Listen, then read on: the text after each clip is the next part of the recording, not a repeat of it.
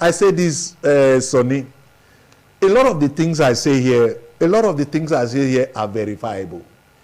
Is it the road construction? Is it the healthcare centers that we build? Is it giving bursary to student nurses? 250,000 naira, which we gave to about 20 of them to make sure that we have enough healthcare trained personnel in Eastern Northeast local government. All these things are verifiable. But I tell you, I just mentioned 8 roads. We wanted to complete it 10. And at the time I was leaving, I left in the coffer of the council about 75 million. Unfortunately, I'm saying this again and again. We left in October 2010. By December 2010, they have celebrated Christmas with that money. Honestly, you can go and verify. With nothing was put on ground. They celebrated Christmas with that money. Money made for the asphalting of DJ Street and Udo Street. They have celebrated Christmas with it. And because we were not allowed to continue to, and let me tell you this, and I promise Edo people, given the opportunity to lead this state, local councils will be given the opportunity to do their best. Whatever it is allowed, giving them, they will get it to do whatever they need to do for the people. Because if not for the fact that I needed to apply to the state governor for approval before I could spend that money for my people, I applied severally. But I was denied.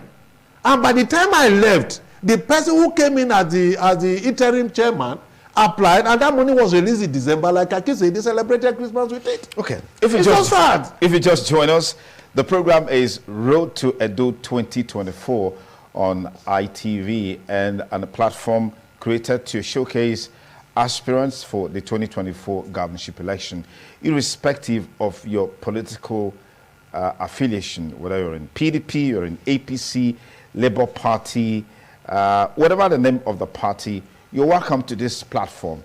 Just contact the producer, Road to Edo 2024, and of course, we'll give you all the necessary details for you to be a part of the program. I can tell you for sure and for free, you will certainly be glad for doing just that. Our guest today is a PDP Edo 2024 governorship aspirant, Honorable John Ehirachoma Yakubu, who is a former PDP deputy governorship candidate and also a former Eastern Northeast Local Government Council chairman. Just before we call it a wrap,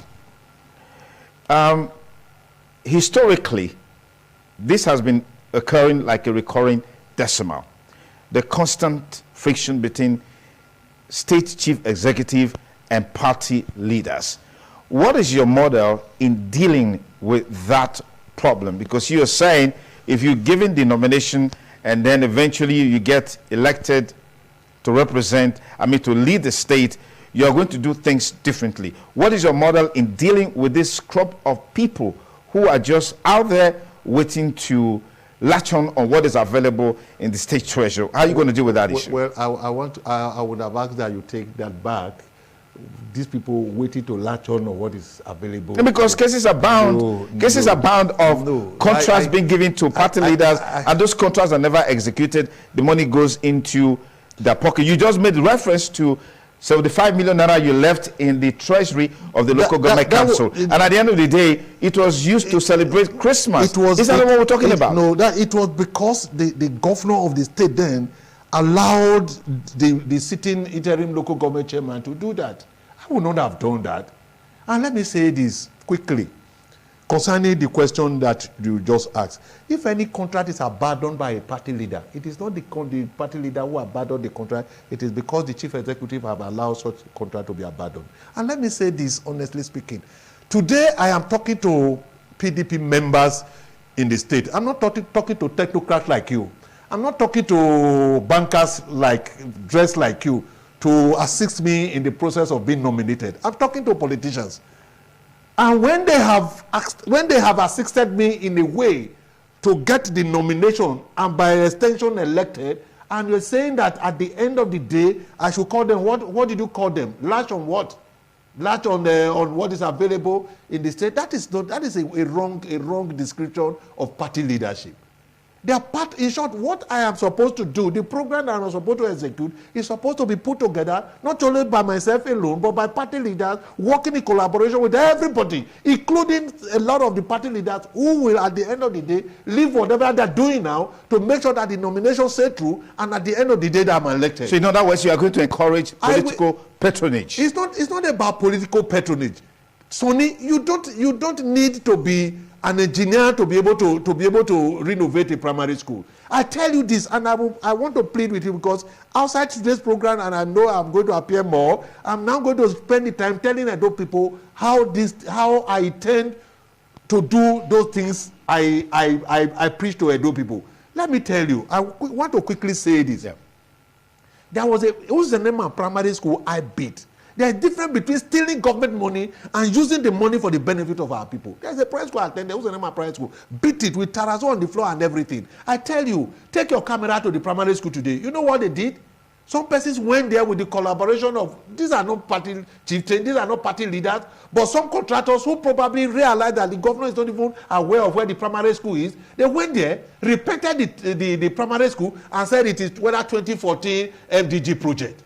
And by the time we get into office, whoever have done that to that primary school, we cough out the money. Because you don't just steal the people blind because you realize that the governor is not even aware of where the project is. That is my primary school, which I beat, with fans on in all the classrooms, with computer on primary 6, 5, and 4. In 2014, thereabout, somebody just deceived the government here. He's not a politician. He should be a technocrat, the way they call themselves. Went to my primary school, repainted the place, and collected the money, and wrote there MDG when I did to 2024. That will be investigated. So when you talk about political patronage, politicians, yes, not all of them. There are some politicians, some persons who are politicians, who are good contractors. If there are jobs they can do, and they can do it well, why starving them of such job? If you can renovate a primary school that actually needs renovation, and I know that I have an engineer that will supervise it, and the contract is given, all we need to do is to make sure that